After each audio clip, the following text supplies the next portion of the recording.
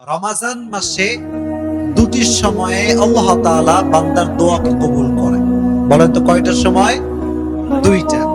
এই দুইটা সময় হচ্ছে এমন একটা সময় যে সময় বান্দার দোয়া করতে দেরি হয়, দোয়া কবুল হতে দেরি হয় না। সুবহানাল্লাহ পড়েন। এটা অনেক দামি একটা সময়। নাম্বার 1 সময় রমাজান মাসে তো আমরা সাহারি খেতে অলওয়েজ উঠি, এটা আমাদের মিস খুবই কম হয়।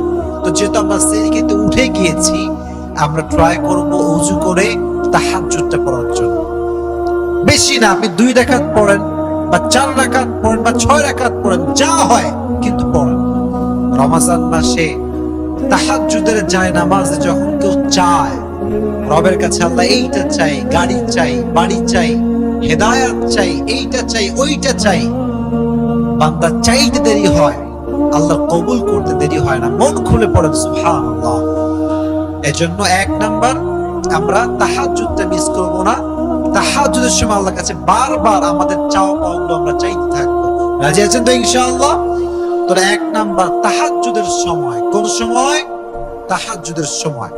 নাম্বার 2, রমাজান মাসে দোয়া কবুল হওয়ার শ্রেষ্ঠ সময় হচ্ছে ইফতারির সময়। যখন আপনার সামনে আলুর চপ, বেগুনি, পেঁয়াজি, মুড়ি, ছোলা, বুট সব রাখা আছে, কিন্তু মানুষ খাচ্ছে না, খিদায় শেষ, ক্ষুধার যন্ত্রণা একদম প্রবল হয়ে গিয়েছে, তবুও খাচ্ছে না। কেন? আল্লাহর জন্য খাচ্ছে না। তখন আল্লাহ একটা সফট কর্নার তৈরি হয়, ভালোবাসা তৈরি হয়। আল্লাহ বলে, কি রে খায় না কেন? ফেরেশতা বলে, আল্লাহ তোমার জন্য খাচ্ছে না, তোমার জন্য উপোস আছে, না খেয়ে আছে। তো এটা হচ্ছে একটা মুখ্যম সময়।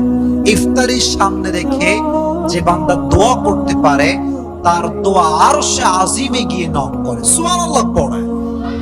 এজন্য কলিজার ভাইরা, ইফতারির সামনে রেখে মোবাইল ফোন নয়, ফেসবুক নয়, হোয়াটসঅ্যাপ নয়, মেসেঞ্জার নয়, জাস্ট মনে মনে জিকির করবেন।